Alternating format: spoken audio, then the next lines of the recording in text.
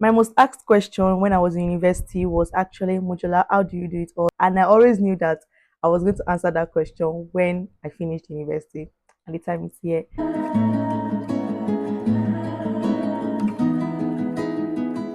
Hi loves, welcome back to my YouTube channel. It's your girl Mojolajesuvictoria. Yes, it's officially a graduate.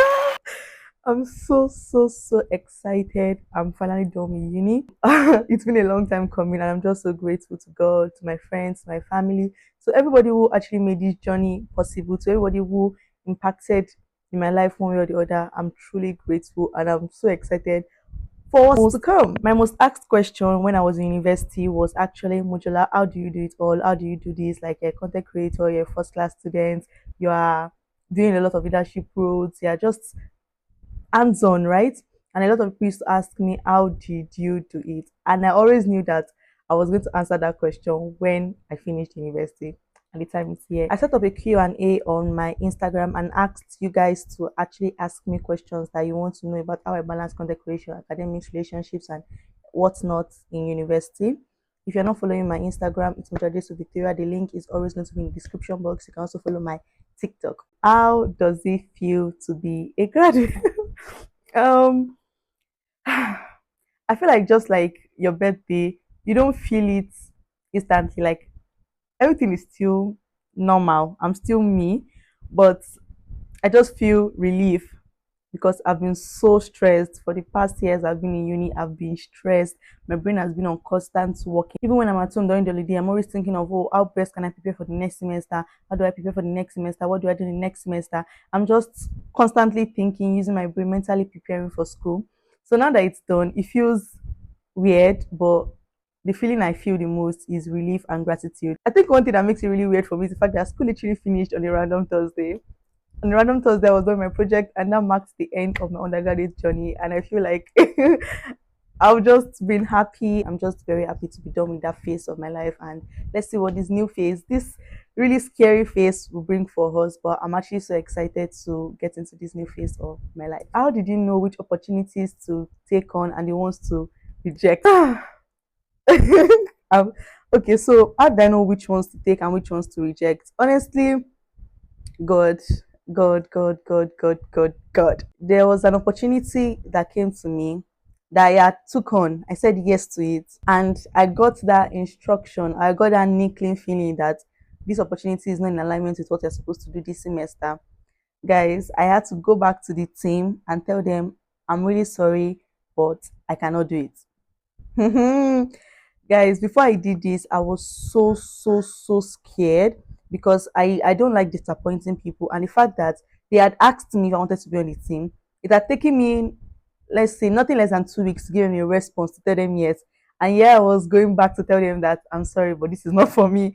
It was really hard, but I think I just knew what was going to be in alignment to what God would have me do in the semester. In regards to that, how I was able to know, aside like prayer and God, I looked at the situation and looked at what opportunities actually aligned with what God has told me. I literally had an idea of what my year was going to look like when I was in my 300 level. I had an idea of what the year was going to look like for me. And it didn't make sense to me. It actually didn't make sense because before this moment, nobody knew me. My routine from 100 level was always from hostel to class, from class back to hostel. I barely even like went to cafeterias to buy food. I was always buying food from front of my hostel or something. Like I was just on my own in my bubble, right? Nobody knew me, I didn't know anybody, and I was fine with it. So when I had this inkling that okay, oh, you'll be out there, you do this, you do that, it didn't make sense to me. In my head, so just like, how will this thing be? Like, how is this going to happen? Say God is really, really intentional because the way everything happened for me was very to me, like it was tied to my behavior, tied to what I would do. There were some opportunities that I didn't understand the extent of what I was agreeing to until I was already in it. And I feel like God did that intentionally because God knows that I wouldn't have taken on some opportunities if I knew the magnitude of responsibility. And that's not because I don't like responsibilities, just because a lot of people were looking up to me. I had times where people were coming up to me to ask me questions. People were just, oh, I'm doing this because of you. Oh, I admire you. Oh, you're my role model. And I'm just like, I'm over here feeling lost about my life, and you're telling me I'm your role model. So I think the fear of not being enough would have held me back. But God, in His Messy, even at Messy, just knew that I needed, to be a little bit blindsided. If not, I would have rejected some opportunities out of fear that I was not going to do it. But I did it. Glory be to God. In terms of knowing what opportunities to reject and accept, pray and also use your discretion. You can also look at situations and be like, is this in alignment with what God will have me do? And those were the things that helped me know which opportunities to take on and which ones to reject. How did you become settled with being a media personality, regardless of your course of study? My course of study has never been a limitation for me. If anything, I feel like my course of study is what makes me so good. Not to toot my own on, but like I think it's my course of study that actually makes me so good at what I do. As for media personality, rate me. Oh, okay. Oh, we're getting there. So I'll take the name. I'll take the name because we're getting there soon. I think I've always been somebody who would just go after my dreams, do what I actually want to do, and see what to come out of it. I've had funny questions like, oh, how do your parents allow you to study English? Because I studied English, and it was always just off-putting to me how people just don't understand, right?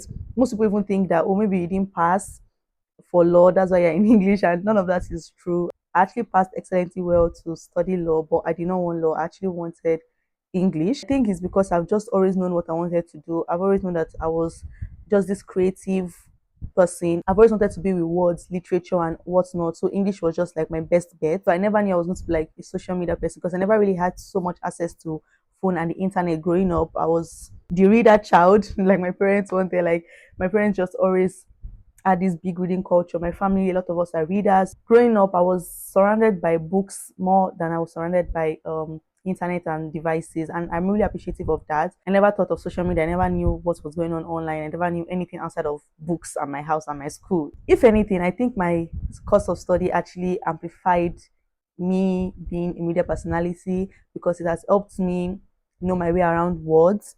It helps me know how to actually structure my scripts. It helps me know how to like be comfortable, public speaking, just eloquence and everything. I honestly think my course of study really, really helped me so much. And it also helps with like critical thinking and so much more. So if anything, my course of study actually amplified this. It didn't limit me in any way. Is there really a balance or do you just wing it? Because juggling many things can be tasking. So how did you do it? There cannot be a balance. There cannot be a balance. I feel like people think that, oh, if you're doing 10 things and there's 100%, so you just divide everything to 10% and you're good to go. No, there cannot be a balance. I'm not going to lie. Half of the time I was just winging it. I was just winging it. I was just moving on vibes and inshallah. I'm not going to lie to you. but there's systems that you can set up to make things easier for you. There's sometimes when my content creation and my other roles actually took over my academics, and sometimes the academics took over all of these things. Honestly, they can never really be a balance. You just have to understand what you want, what your goal is, and what you think is more important. You prioritize, and priority changes every single day, it changes every single week. This week you might be like, okay, school. Next week it can be like, oh, content creation. Next week it can be like, oh, my leadership roles. You just have to kind of wing it and just use your discretion to know which is which at the time. I'm not going to lie, juggling a lot of things is actually a lot. It's so stressful. But you just have to know your goal. Like I said earlier, you have to know your goal, you have to know your priorities. And for me, I never wanted a situation whereby, oh, because of school, I don't want to do content creation. Maybe when I'm done with school. No, I did not want that. I didn't want school to hold me back because at the end of the day, school and just like it has ended now. How was uni on a scale of 1 to 10? Uni on a scale of 1 to 10. The whole uni experience. I think I would say a 7 over 10 because, should I say 7 over 10? I think I would say 7 over 10 because when I think back, I feel like I have more good memories than bad memories in university. Secondary school was a disaster. I don't even want to remember those years. But I feel like for uni was a good 7 out of 10 for me. I'm not going to lie. Uni was a good 7 out of 10 for me. Do you have a reading technique? How do you actually study? If you are here and you do not like studying, my advice is not going to be for you because I actually enjoy studying. I actually enjoy studying so much. And I think that's because I am a reader. I love to read. As you can see, my books, I just love to read so much. So studying was never an issue for me. In my 100 level and 200 level, some part of 200 level, I used to read alone, right? And my reading schedule was is either I read every single day. I used to read every single day, maybe like 3, 4, 5 hours every single day, or when I'm lazy during that week, I read like 3 times a week. But like on the days I read, I'll actually read for 8 hours. And I'm somebody that I actually love to read long stretches. I know a lot of people say that, oh, they can get distracted or they won't have the same quality of, but once something about me is that once I lock in, I'm locked in. So 8 hours at a stretch, I'm good to go. I love to study. And I think the reason why I also love to study is because I love my course. I'm not going to lie, it almost ran me mad, but I actually enjoyed my course, especially literature. I'm not really the biggest fan of grammar, not gonna lie. Not gonna lie, I'm not the biggest fan of grammar. But like for literature, I really enjoyed research, and even generally I actually love researching stuff. I love learning new things. I think that's the thing. As a person, I love learning new things. I love knowledge. I love just putting a lot of new information in my brain. So reading and studying used to do that for me. So I enjoyed the process. There was one trick I used to use though. If I have 12 courses that semester and I have 3 units, I have 2 units, I used to be like, okay, 3 units courses, we have 3 hours per week to read them. But if I see that this course looks a little bit tough, I'll make it 4 hours, 5 hours, depending on how tough I think the course is. Sometimes a 3 units course, I'll feel like I think 2 hours a week is okay. Sometimes 2 units courses will be like, yeah, 2 units, but you're kind of tough, so I'll make it 3 hours. So I divided hours into each courses. When I did that, I would now divide my entire week. I used to read every day with one day free. So I used to make my free day maybe a Friday. I never used Sundays as my free days because realistically on Sundays you go to chapel in the morning. By the time you come back, you're tired. So I felt like I was doing myself a disservice by making a busy day my rest day. So my rest day was usually Friday or Saturday when I knew that I had a choice to either leave my hostel or not. It was left to me. So most times I was just in my hostel resting. That was one thing I used to do. And I had a timetable, a reading timetable. I honestly feel like saying you want to read every day would not work. You need a timetable, you need structure, you need systems. Because when you have a specific time allocated to what you actually want to do, you find that you are more likely to actually do that stuff rather than just saying that I want to read every day. But if you know that, okay, from 2 to 4, on Monday, you are reading from this to this. Like I had systems, I'm not going to lie. I had systems that I used to read. Another secret, not really a secret, that I used for academics is that I focused more on things that I was not so good at. I knew I was good at literature, right? So no matter what I did, I made sure that I always got A's in literature courses. You know, when you're good at something, you tend to underestimate it or overlook it. But no, I knew that they were my strengths. So I did not accept, like throughout my university, I never got a B in any literature course, and it was intentional because I knew that that was my strength. If I know that all A's in literature courses I'm good, then I'll not focus on grammar courses that I knew that I was not so good at and work so extra hard. I literally will put time so the effort into grammar courses and I'll still get B's, but it was better than if I did not put effort. If I did not put effort, guess what I would have been getting? Do you get? So I always make sure that the things that were my strengths remained my strengths. Like I always had A's in those, and the ones that were my weaknesses, I doubled my effort and at least got B's. And a few times, very few times, I think like 3 times I got C's, but to God be glory, we're grown, we're just done, I'm done, I'm just happy I'm done. How did you stay social, like conferences and all, and volunteering? How did you manage? I think this is also the whole, how did you balance everything? But one thing I always tell people is that I always pick and choose. I'm not somebody you'll find at everything. You won't find me every single way. At my under level and 200 level, I did not attend anything. I'm not saying you should not attend. Honestly, I'm not going to say like conferences are good or meeting people and all, but it just didn't align with my goals. You cannot be a first class student by chance, right? I don't think there's been anybody that just said, oh, I finished with first class. It just happened. Along the line or at the back of their mind, they wanted it because it actually takes hard work, right? Even if it's just a little part of you that wants that first class, that will be your that will be your morale to do more than an average person would do. Because as an average student, like if I don't read, if I don't do anything, I don't think I would have failed in school. I'd have just been a second class upper, but I would have finished school fine, right? But I knew I wanted a first class. My under level was dedicated to that. So I think that result really helped me. And my 200 level first semester, let's not talk about it, but that was the semester that destroyed me. It really affected me, right?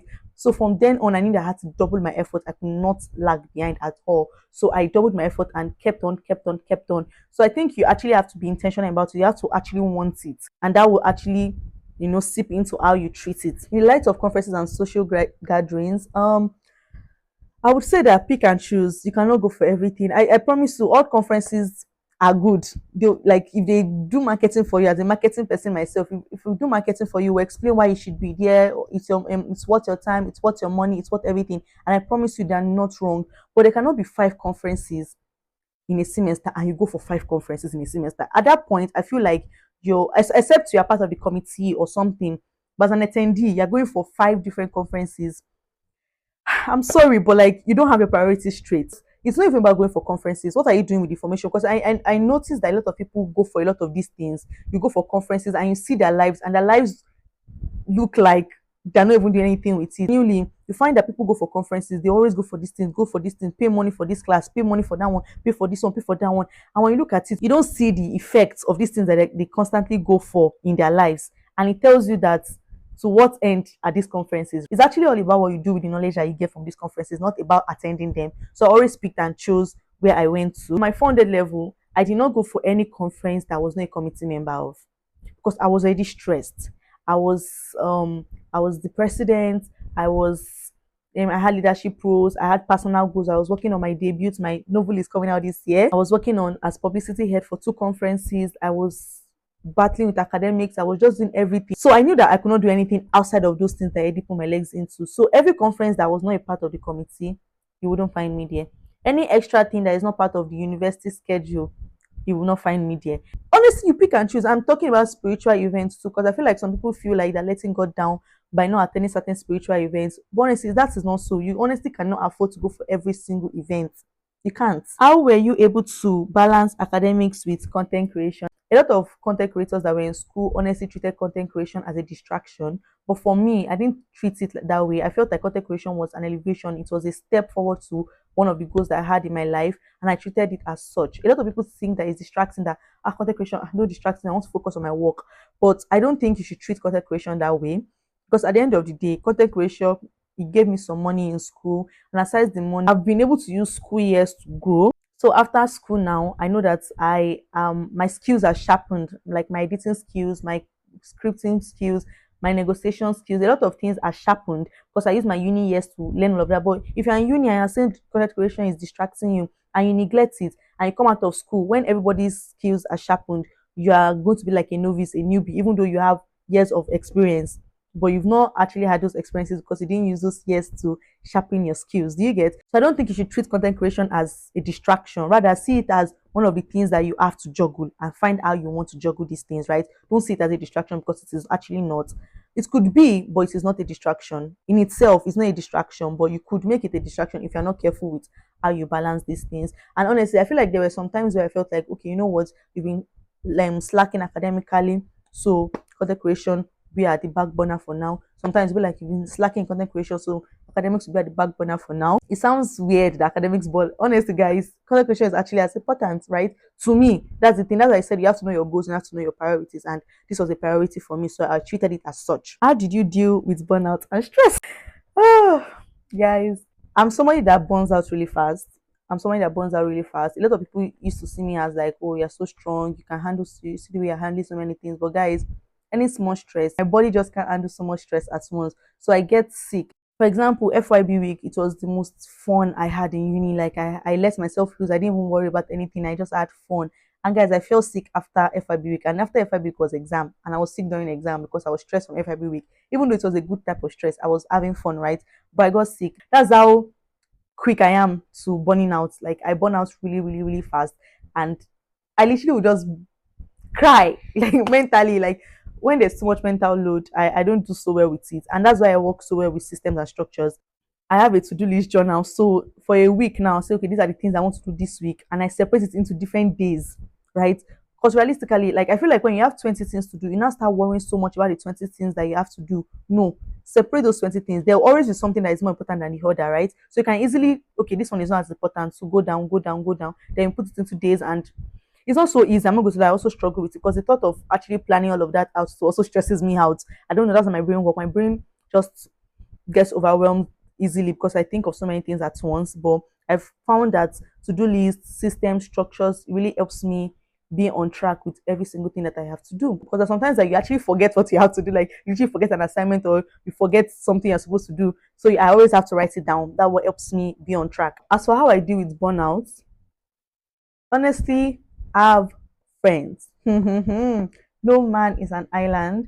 I think you should have friends, have people that are always going to be pushing you up. People just notice that, oh my God, you look so stressed. Let's go out to do this. Oh my God, you look this. Or somebody just randomly come and spend time with you and you just find yourself like laughing and relaxing. Another thing I found, I wish I found this out very early on, was that be strict with your own time, even to yourself. A lot of us think that constantly being busy is good for us, but it's a lie. You need to rest. But my 400 level, I found out that I had to be selfish with my time. So what thing I did was that once it was 11 p.m., I would go to bed. No matter what it is, no matter how urgent, even if I have to submit that thing by 8 o'clock tomorrow, I'm going to bed by 11 p.m. When I wake up in the morning, we'll battle it. The next day again, 11 p.m. And I found that gosh, I was the best. I wish I found this out. Like I literally did not notice this until 400 level second semester. But that was when I needed it the most. I'm not going to lie. But I wish I found it out so much earlier because I'm a night owl. I'm not going to lie. I'm a night owl. The naps you take in the afternoon, they don't do so well for you. You need to sleep at night. I did the research. I can't remember the science behind it. Like I cannot explain all of the sciences behind it, but like you actually need to be sleeping at night. And I was somebody that I would not sleep at night. Like when everybody is sleeping by 11, that's when I'll start my own day. So 11, then you see me sleeping by 3, by 4, by 5.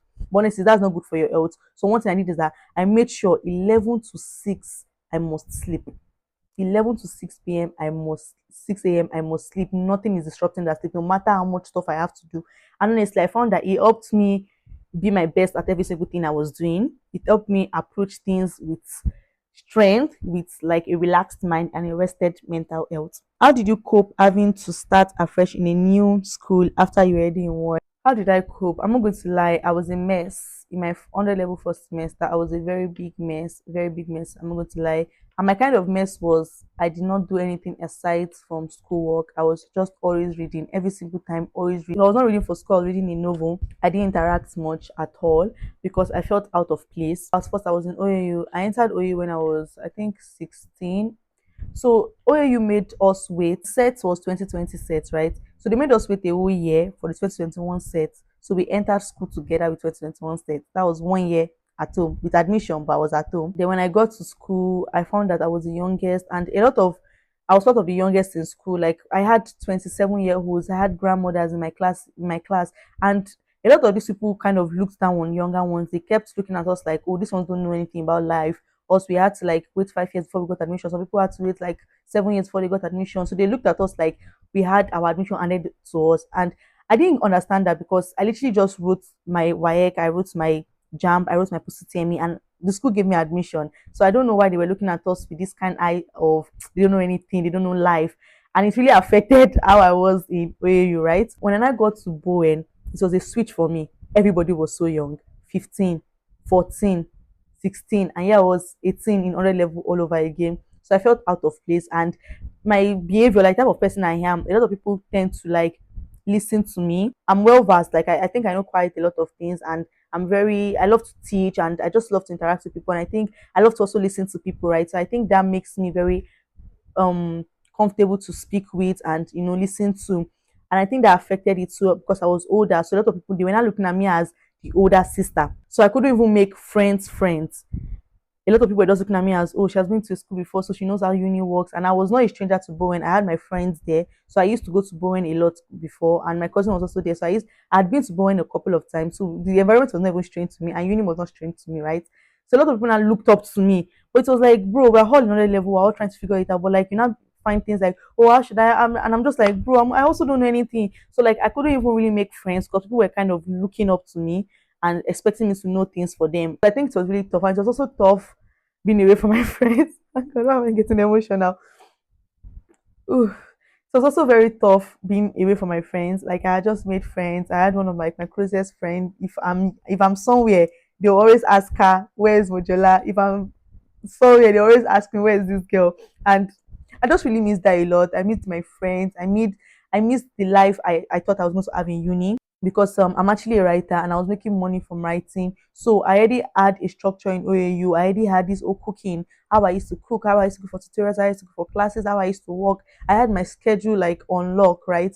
And I was in Bowen, in a school where you can't cook. I couldn't continue my writing career because the school had a calendar for you. Like you have to wake up at this time, you have to sleep at this time, you have to do devotion at this time, classes are between this and this. Like so there was so much structure the school already gave you that it was hard to kind of incorporate your own structure, right?